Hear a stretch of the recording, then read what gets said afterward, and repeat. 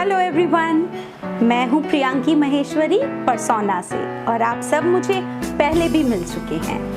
मैं आपको communication skills पर छोटे छोटे टिप्स देने की कोशिश कर रही हूँ।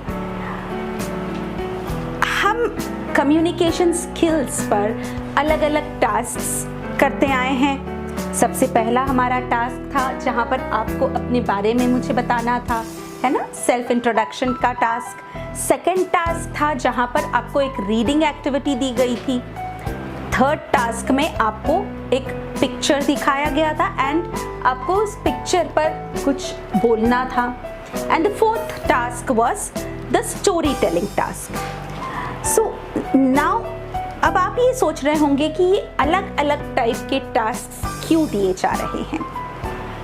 क्योंकि जब हम आपस में बात करते हैं या यूँ कहिए जब हम कम्युनिकेशन स्किल्स के बारे में बात करते हैं तो कम्युनिकेशन स्किल्स सिर्फ दो लोगों का आपस में बात करना नहीं होता।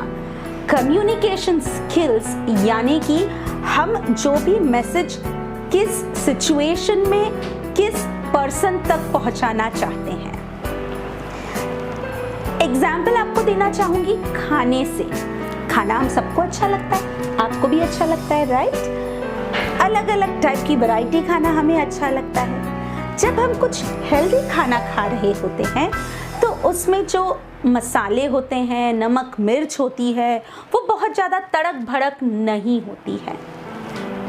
एकदम बैलेंस्ड वे में कम क्वांटिटीज़ में डाली जाती है। और वही जब हम कोई पार्टी में जाते हैं या कोई चटपटा खाना खाते हैं तो उसमें मसाले तड़क भड़क बहुत अच्छे लगते हैं हमें।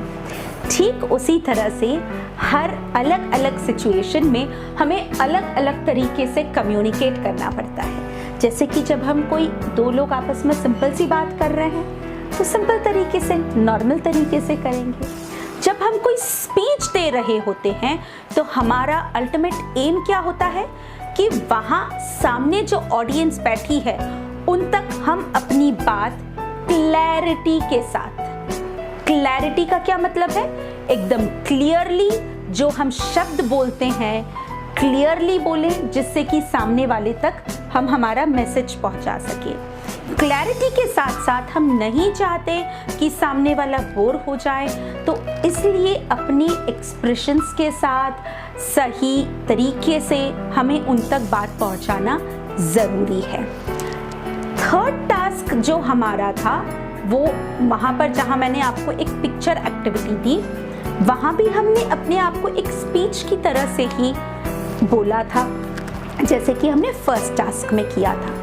लेकिन जब हम फोर्थ टास्क पे आए तो I gave you a story task. हमें एक स्टोरी सुनाना था। जैसे हम कोई जब मूवी देखते हैं तो क्या होता है, जो कैरेक्टर्स होते हैं, जो हीरो हीरोइन विलेन, जो अलग अलग कैरेक्टर्स होते हैं वो क्या करते हैं, उन कैरेक्टर्स में डूब जाते हैं। उनके एक्सप्रेशंस, उनके हाव भाव ही हमें बताते हैं कि एक्चुअल में हम तक वो क्या कन्वे करना चाह रहे हैं। अब ये मान लीजिए हम कोई एकदम दुख भरा वाक्य कह रहे हैं, you know, you're just sharing a very sad incident and हम एकदम ऐसे नॉर्मल तरीके से बोल रहे हैं या हंस हंस के बोल रहे हैं, तो वो नहीं पता चलेगा कि कोई उस पर्सन उस पर्टिकुलर इशू से सैड फील कर रहा है।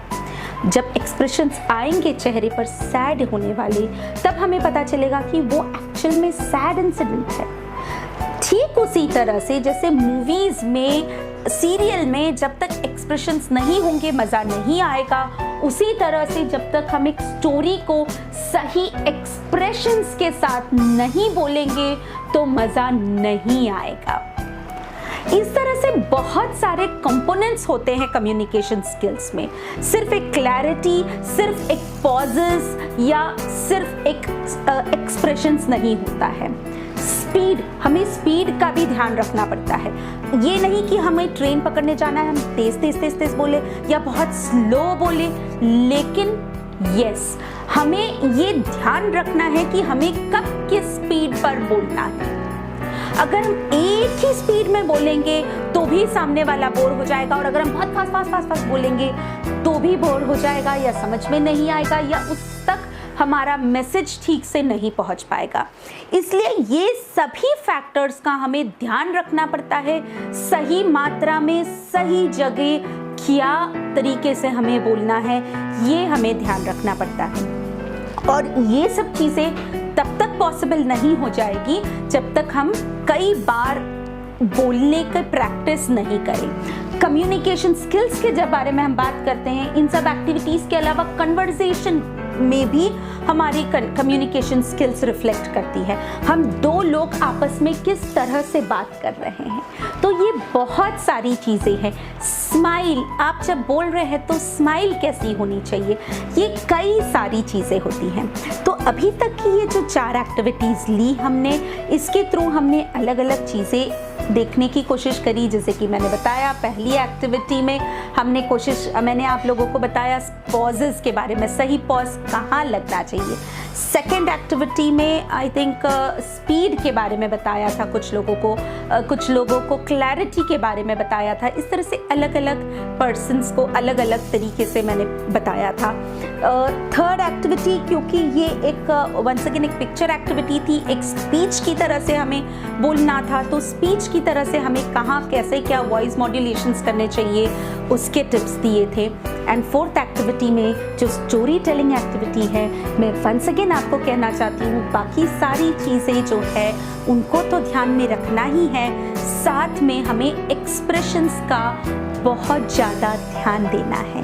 कहाँ हमें अपनी आंखें मटकानी है, कहाँ स्माइल देना है, कहाँ हमें सैड होके बोलना है, स्टोरी के हिसाब से हमें उसी तरह से बोलना होता है। तो दिस वाज अभी तक की समरी। आगे नेक्स्ट टास्क लेके बहुत जल्द मैं आऊँगी आपके पास। Thank you and bye for now.